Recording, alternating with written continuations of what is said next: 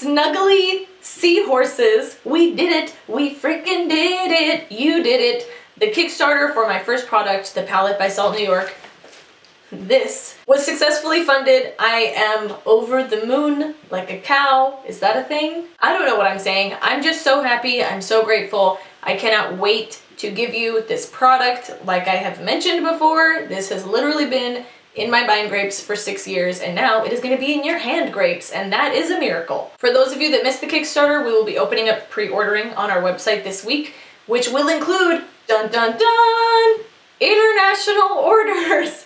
Oh my goodness. Thank you guys for letting me know how much you want this all over the world, and I'm excited that you will finally have that option. I will obviously let you know as soon as pre-ordering becomes available on the website this week, but if you want to have instant updates, you can sign up on the website right now. It's not up yet, but you can still submit your email address and you'll get notified right away. It's just saltnewyork.com. So anyway, in light of this big goal achieved, there was something that I thought would be kind of a fun video today.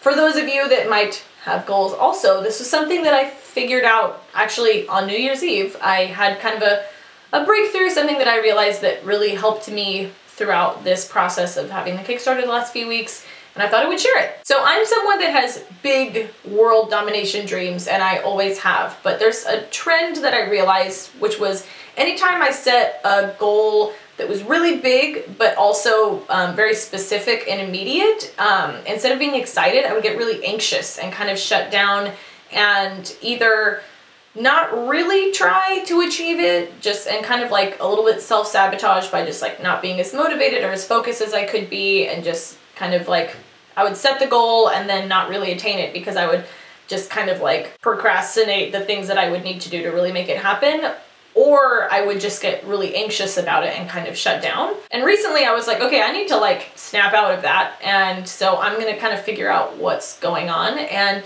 so I started writing in my journal, which is something that really helps me to get focused. And I basically was like, why am I shutting down? What is it exactly about setting big immediate goals that makes me so anxious? So I realized that there were really two factors at play. The first one is that I could look back at my trajectory thus far in my life and see that whatever this humongous goal was not realistic based off of the data that I had from my life thus far. So if my life has been like this with achieving my goals, and then I set a goal right up here, I'm like, well, that's not really realistic. So basically I was afraid that a really outrageous goal was just not realistic, which segues into the second factor, which was that I felt like if I allowed myself to really believe in a huge dream and then I fell short, I would be devastated. I would feel crushed, I would feel stupid and naive and embarrassed, and none of those things sound pleasant to me. So between looking at my life so far and thinking, well, that's not really realistic, and thinking, and if/when I fail, I'm gonna be heartbroken, I would just shut myself down and keep myself from even really trying to achieve a goal to protect myself. So once I realized what my reasoning and my fears were, I was like, okay, let's think about this for a second and find out if these fears even make any sense and are worth having. So let's look at the first one. Basically, if I look at what I've done so far and I continue on that path, it's not realistic.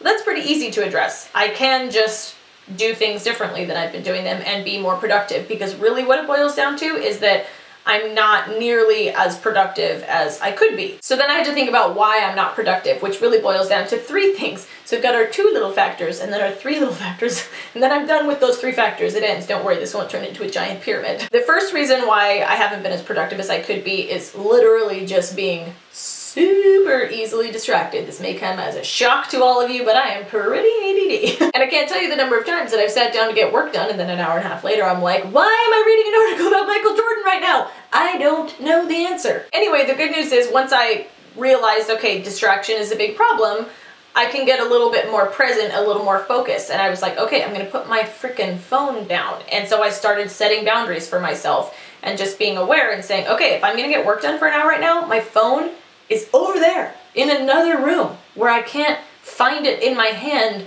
just like ordering shoes for no reason right now. Like, how did you even do that, phone? How did you do that? I'm not holding my phone in my hand right now, just so everyone knows. It's right here, but I chose to just pantomime my phone. So number one, setting boundaries with my phone. I just put it in another room. The next thing is making a to-do list in the morning. If at some point in the first like hour that I'm awake, I don't sit down and just write out like a couple things that I want to accomplish that day, I manage to like do a lot of things that equal nothing. So that's huge for me personally. I am a list maker and it really helps me to stay focused and productive. And then the last important thing that kind of has helped me to really stay focused is being excited about why I'm working, which is one of the reasons why I love vision boards, because I can literally see in front of my face all the time, like, oh yeah, these are the things that I'm working towards. I better throw my phone. Ooh, I actually threw it at something hard. I'm sorry, phone. I meant to throw you on a soft bed, not a hard desk. Anyway, it helps me to stay excited, and when I'm excited, it's easier for me to not open Instagram, and it's easier for me to remember to be making a to-do list and checking it off. So those are just a few quick things that I was like, all right, if I'm being aware now, I'm getting to the bottom of what's stopping me from achieving my goals. And the first thing is that I'm too easily distracted. I'm gonna put my phone away and set boundaries with it. I'm gonna make a to-do list in the morning. It could be 2 things on it, or it could be 50 things on it. It doesn't matter. I just have to have some sense of I have things to achieve today. And I'm gonna stay excited about why I'm working on things by visually reminding myself. The second part of why I haven't been as productive as I could be, besides being too easily distracted, has been being way too much of a perfectionist. And so I would do a lot of, oh, I have this idea, but I can't do it right now because I really need it to be like this, this, this, and this for it to be totally perfect. So I'm not gonna do it right now. Something that really helps me with that is the 80-20 principle, which is basically an economic model for efficiency, which says that 20% of what we do really yields like 80% of our return. And so it helps me to just be like, I'm working on this thing or this idea right now, and I'm focusing on every little tiny aspect of it, and it's preventing me from actually finishing it. I can go, okay, what's the 20% of this that actually matters? And I'll ask myself that all the time when I'm working on something and I'm getting hung up and it's taking too long. I'll be like, wait, is this part of the 20% that matters, or is this part of the 80% that probably doesn't actually matter but is maybe just kind of nice, but ultimately to my detriment because it's preventing me from actually doing anything? And then the last factor in my lack of productivity is caring way too much about what people think of me and what I do, which really just nicely piggybacks onto being a perfectionist to just prevent you from doing anything. Because not only am I thinking everything needs to be perfect, but I'm going, everything needs to be perfect, and if it's not, what are people gonna think of me, of what I'm doing? How is it gonna be received? And that's just like such a waste of time. It's such a waste of time. Because newsflash, nothing that people think of you actually has the ability to impact reality or you or your awesome life. So it's a complete waste of energy to think about. So the 3 of these things together, being too easily distracted, being too much of a perfectionist, and caring too much about what people think, have just equaled a lot of inaction. I have ideas, but I'm either scared to do them because I don't think they'll be perfect enough, or I'm worried that they won't be received well, and then I'm literally just like Googling Harry Styles zodiac sign. What?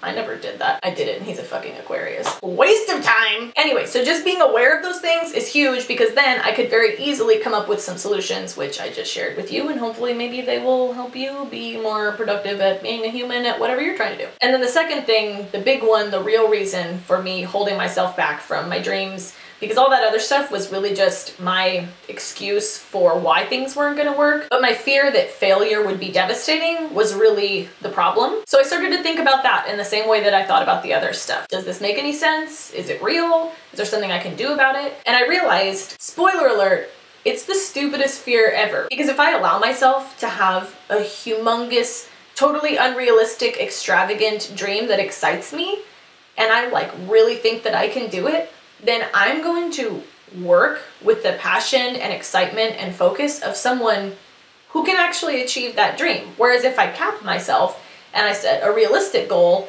then I'm only gonna get that far. I'm totally limiting myself. Like, if I want to take over the world, but I'm like, yeah, I can probably only take over Rhode Island, then I'm only ever gonna take over Rhode Island. And then the rest of the world is just like up for grabs to whoever dreams bigger. But what's the worst thing that can happen if I let myself really believe in a big dream? I can fall short, right? I cannot achieve whatever specific goal I've set. But is that actually failing? Because I'm pretty sure what will happen is that I will get a lot closer to the dream, and I will learn a shit ton of stuff that I probably definitely needed to learn.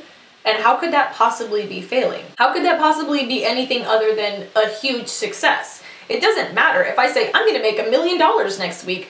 and I don't make $1 million next week, but I make some money and I learn stuff that will make it so I can make $1 million next year, then that's not failing. The only way to fail is if you just stop trying and give up. If you believe in something big and you just like throw yourself into it full steam ahead because you're excited and you believe in it, then it doesn't matter if things go exactly the way that you think and hope that they will, because the only thing that's going to happen to you is that you're going to learn a bunch of stuff and you're going to get closer. And once I realized that, it was like, just like, for me, it completely changed my life actually, because it took all of my fear and turned it into just excitement. I realized that there actually was nothing to be afraid of. If anything, now I'm afraid of setting realistic goals and capping my potential. So I guess to sum up, don't let yourself be afraid of whatever dream you have tingling around inside you, whatever thing that you're picturing that you wish that you could do. Don't be afraid to go after it, because the only thing that's going to happen to you is you're going to learn stuff about how to make it happen and just keep getting closer. And also, we should spend less time Googling pop star zodiac signs. I think we all need to hear that lesson. Anyway, it seems obvious when I lay it all out like that, but it was a big deal for me to learn and it made a big difference for me. So I thought I would share it. As always, I hope that this was helpful for some of you, and let me know in the comments what things you do to stay motivated and excited and focused. I love you guys so much, and thank you for helping me to achieve one of my goals this past week. I'm so excited. Don't forget to follow me on Snapchat, Instagram, and Twitter at Kiki Makeup, and subscribe to this channel. You can also follow my new company at Salt New York. And you can give this video a thumbs up if you want it to pick you up on the side of the road. And if you don't do those things, then maybe you'll get picked up by somebody else besides my video while you're internet hitchhiking, and whoever else picks you up might be like murdery or something, whereas like, I'm safe. You're safe with me. You can trust me as a hitchhiker. I don't think what I just said made sense, but the point is you should subscribe and follow me on social media. All right, I will see you guys in a few days. Goodbye.